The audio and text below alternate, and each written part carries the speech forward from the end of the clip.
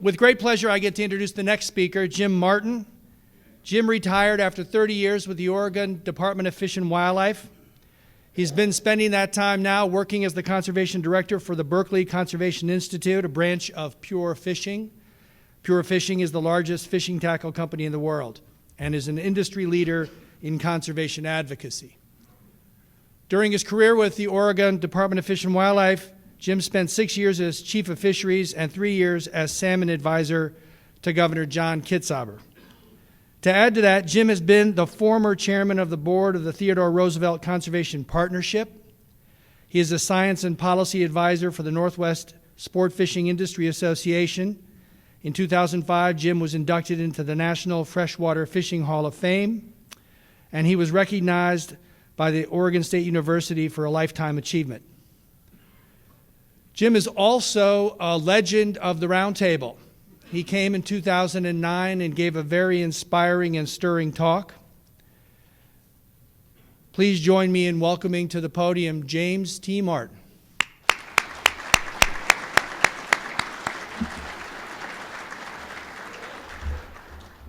Welcome back to the family reunion.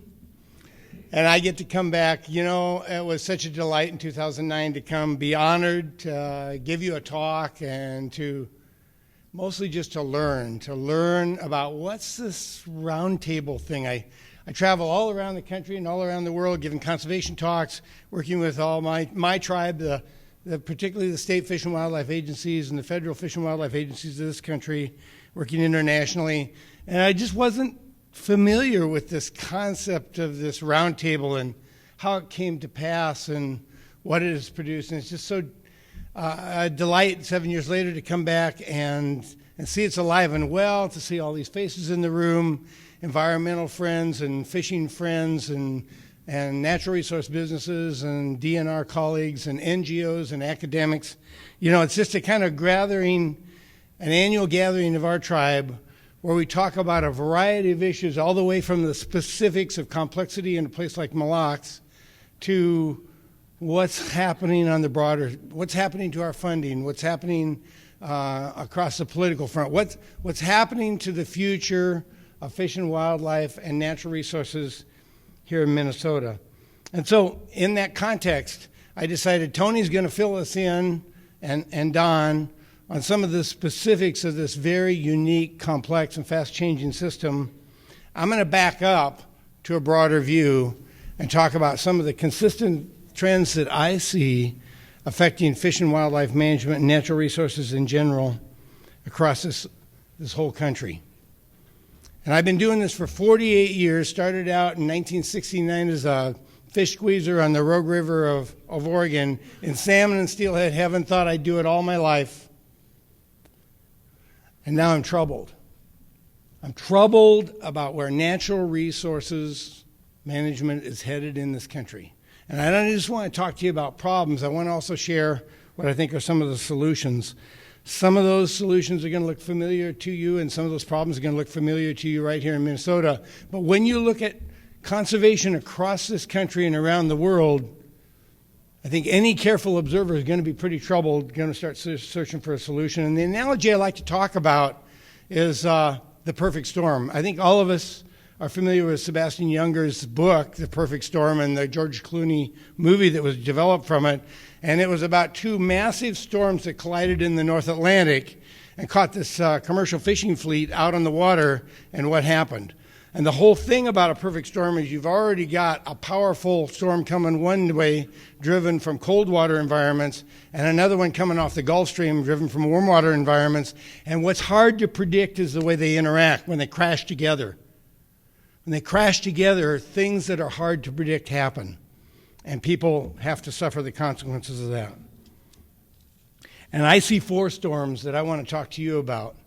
And they're forming a perfect storm over the next 50 to 100 years that are going to be really scary in terms of natural resources as we have come to know it, both as professionals in the room and as advocates in the room, and just people who love to hunt and fish, people who just care about their grandchildren, people who just care about the place they live. The first storm I want to describe to you is an increasing gap between the public's expectations for managing the natural world and the amount of resources that are available to do it. You know, when I started out in this business 48 years ago, it was largely about managing hunting and fishing for the economy. It was largely about managing, from where I come from, I'm a salmon guy. I'm not a walleye guy, but I'm a salmon guy, and it was largely about managing deer and elk and salmon and trout for a good, vibrant outdoor recreation economy. You know, these days, that's only a small shaving of the things that this agency has to deal with, and that's only a small shaving of the things we need to be worried about. In the last 20 years, the federal budget for conservation has gone from 2% of our budget to 1% of our budget. And a lot of the impact of that coming through the federal agencies has been the pass-through money that historically used to partner with the states. So the states have largely lost a lot of that discretionary pass-through money that used to come from the Fish and Wildlife Service and the Bureau of Commercial Fisheries, NOAA now. And it's been a slow strangulation. You couple that with a flat demographic line and declining hunting and angling populations, what you see is we're coming toward a crash. And nobody knows exactly, even the people in my industry, what is going to happen when the baby boomers, the big consumers, the baby boomers basically turn 70 and all of a sudden start dropping out of hunting and fishing as we have become used to it. But a company like mine at Pure Fishing, we spend a lot of time worrying about that. Spend a lot of time worrying about that. We're rapidly moving toward a highly diverse population here in America. By 2050, Caucasians are going to be the minority demographic, and a lot of these other demographics don't hunt and fish. They don't do the traditional things we're used to in this country, and they don't fund things with their discretionary money in the way we're used to. And so what you see across this country is the slow strangulation, just a slow cutting off of fingers and toes and moving to wrists and ankles of many of our state fish and wildlife agencies, the slow strangulation of the resources that are flowing in to funding natural resource science and management at a time the public expectations have gone berserk. Now, instead of managing the deer and the elk and the moose and the walleye and the bass, we're supposed to be managing the songbirds and the dicky fish and nature as a whole as a highly complex and rapidly moving system, and we don't have the tools to do it. And these natural resource professionals in your agency here and in agencies across the country are feeling the squeeze, and they're doing the best, and they're sucking it up, and they're doing their best, but the system's going to break. If we don't figure out how to create a new funding model, a new business model for the way we fund natural resources and the way we show the relevance of that natural resource information and management to whole communities, to whole watersheds, to whole landscapes, rather than just the hunters and fishermen, it's game over. And I don't think I'm being too extreme here. It's game over 25 years from now.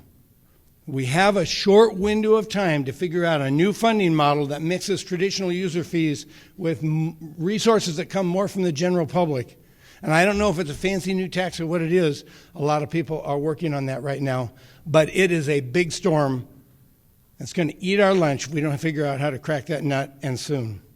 I just got appointed by the state governor of Oregon to a small blue ribbon panel just to look at natural resource management and funding in Oregon. There's a whole bunch of other efforts going on state by state to try to look at how the states will dovetail in with the federal government in terms of solving this problem. But it's a big deal. And I'm here to tell you, in my opinion, if we don't solve this problem, we're going to see the collapse of a lot of state fish and wildlife agencies within 25 years. In the sense of the way we're used to them being the front line of conservation in this country. There'll still be a lot of very, very competent NGOs. There'll still be a lot of very competent academic institutions in this organization, but state fish and wildlife agencies are going to end up managing a few designer hunts and fishing, and that's going to be about the end of it. The people of this country are going to get their science information from the Nature Conservancy and Defender of Wildlife. And I have respect for those organizations, but it's not like the front line of conservation in this country. The second storm I want to talk to you about that's colliding here is the rate of development. Now, I don't know what the projected rate of development is here in Minnesota, and I don't know what the pattern across the landscapes. In most places, just a slow cancer of growth coming out from the metropolitan areas, rolling out across the landscape, grinding nature to powder. But I'm telling you, I come from salmon country in the Pacific Northwest, and the Census Bureau says that our year 2000 population in the greater Northwest, from Northern California clear into British Columbia, the year 2000 census is going to somewhere between triple and quadruple by 2100. So in 100 years, in the greater Pacific Northwest, we're going to have between 3 and 4 times as many people as we have right now. That should scare the socks right off you. Where are these people going to be? What are the development patterns that are going to roll out? Remember when Central California used to be a bunch of individual towns and now they're all a big megalopolis? Remember when Seattle and Olympia and Tacoma used to be different towns? Now they're a big megalopolis. The greater Fraser River Valley used to be individual towns. Now they're a big megalopolis. It's rolling out across the landscape. And the critical land use planning decision is, do we want to roll that landscape across ag land, or do we want to push that development into riparian and wetlands? It's a scary prospect for the future of fish and wildlife. And my question to our culture is, who's planning for this? Who's planning for the energy needs, the water needs, the land needs, the transportation infrastructure? Who's planning for the fish and wildlife impacts? Who's planning for the potential implications for endangered species? Who's planning for this world that our children are going to inherit in their lifetime? And the answer is nobody, because it's such a politically difficult future to talk about. Politicians run and hide.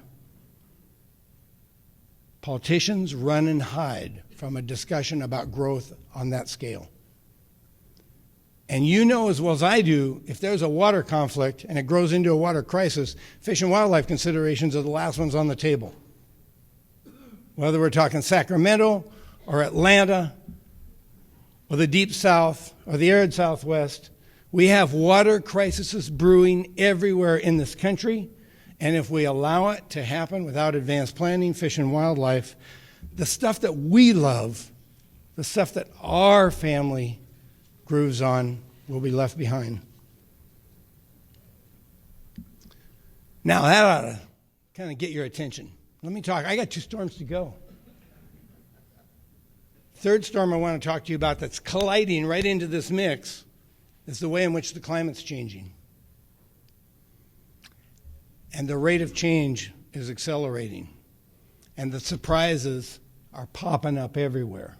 And it's shocking. Now let me just tell you a story about the Columbia River.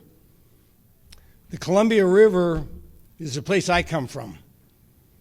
And it was second only to the Fraser River in Canada in terms of historical salmon production, and it's changing at an extremely rapid rate.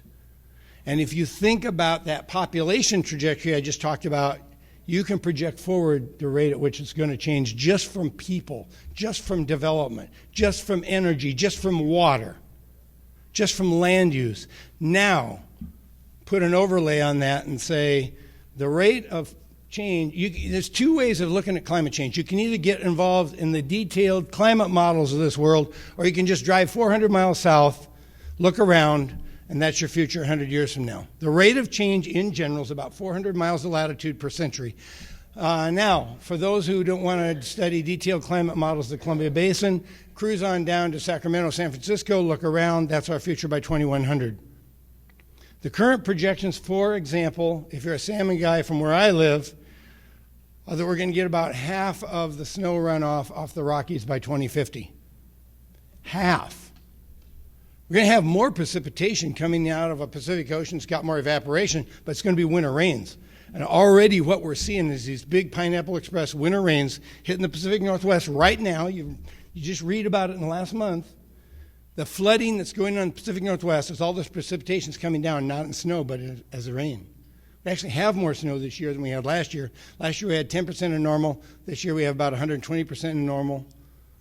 But we've got rains and winter flooding up the wazoo. And we've got a huge hydroelectric system which was designed that most of that water would come off as snow, and it's not coming off as snow anymore. So what happens is you keep the hydro system sucked down all winter to create a flood control hole. Then you try to fill it in the spring on the snowpack runoff, and it doesn't happen, and the salmon are screwed. Now, project this forward to what will it be like when our climate looks like Sacramento, San Francisco. We're running around in the Pacific Northwest right now trying to save salmon in every little creek on the outskirts of Portland. Excuse me, if you go to Sacramento, you won't find any salmon in any little creek on the outskirts of Sacramento because it's too damn warm. The reality in California is the only place you have salmon is where you have streams that are capable of reaching the Sierra and bringing out what snowpack they have left. It will be the same where we are. My point is this.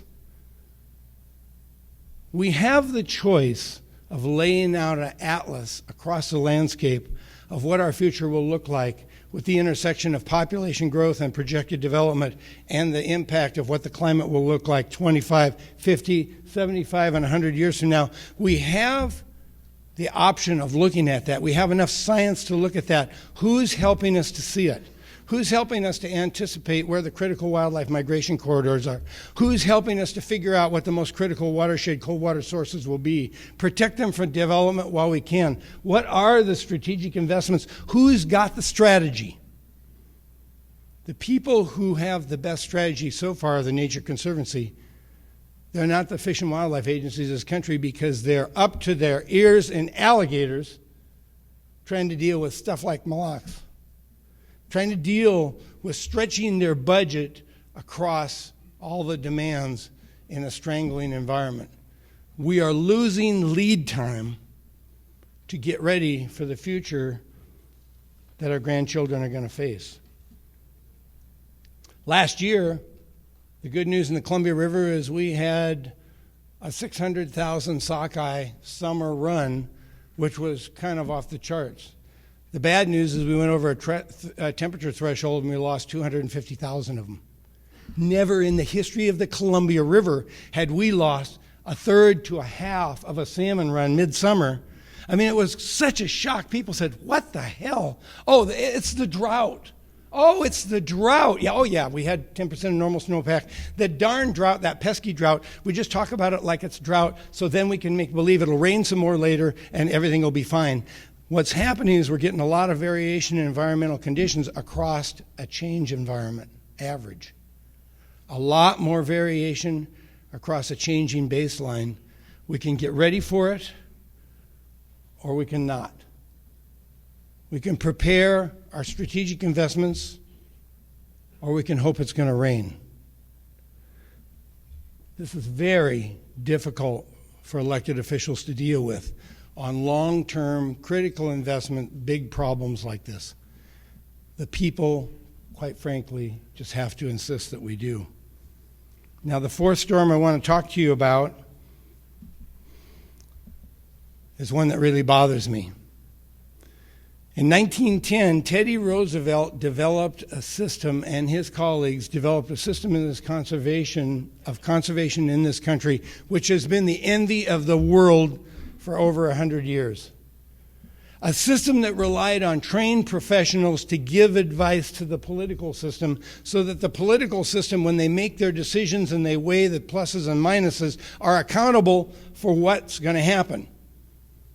The politicians have the right to make a decision to cause some stock to go extinct or some watershed to be destroyed or some wetland to be turned into a golf course or to make those land use decisions, but they have a responsibility to be accountable to the people for the known impacts of those decisions.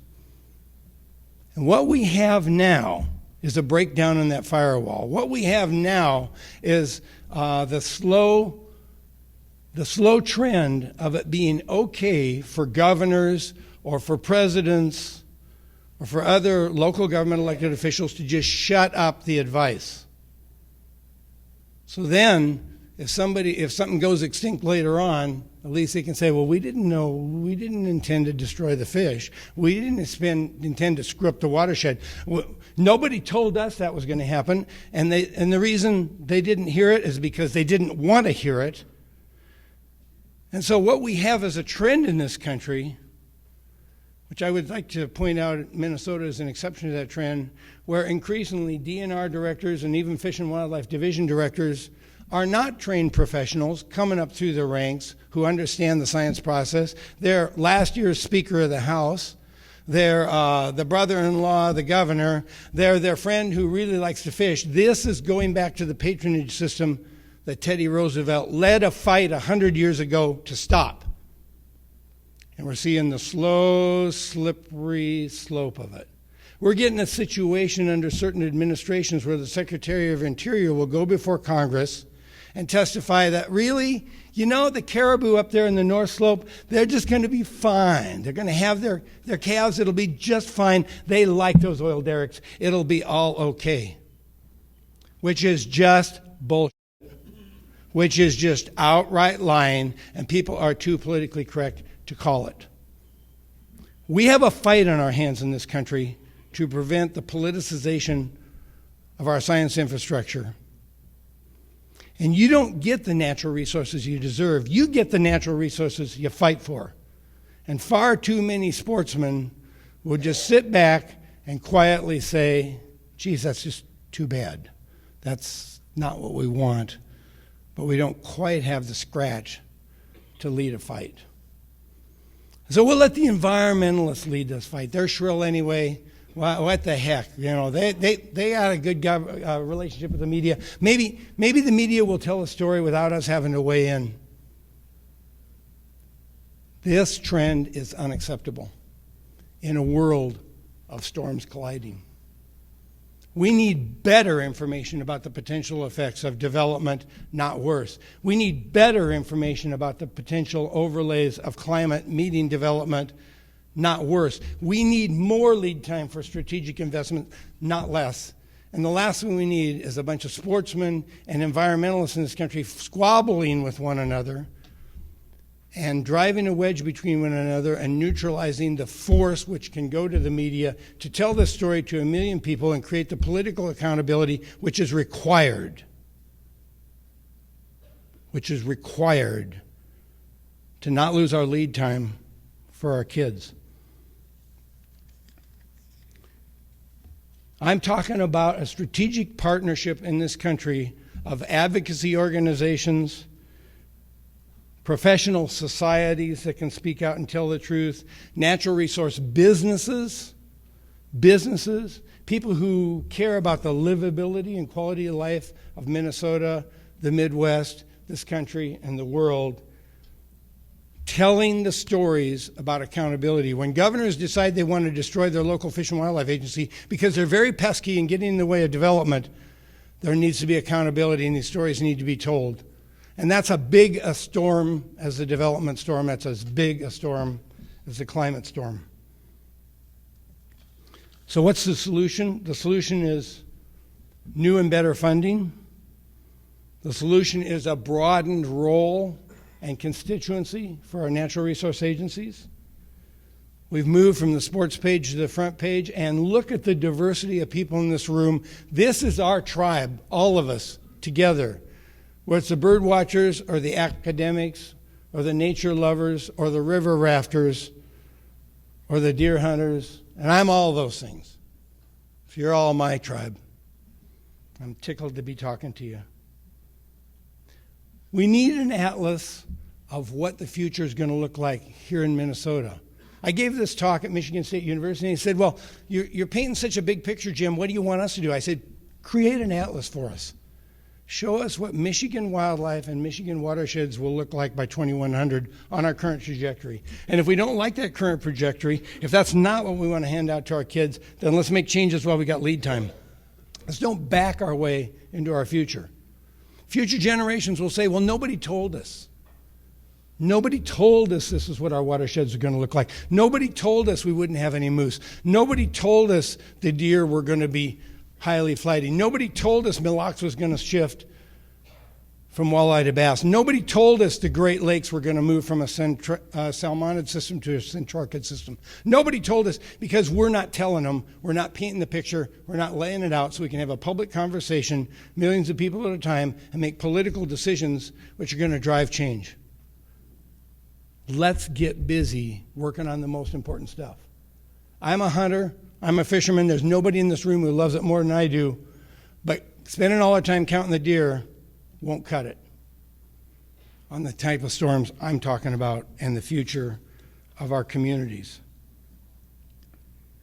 These systems are shifting, and they are complex, and they are hard to predict. And we can spend all our time trying to fine-tune deer management and walleyes, or we can shift out a significant amount of energy to look at the future of our communities and to look at the future of our water.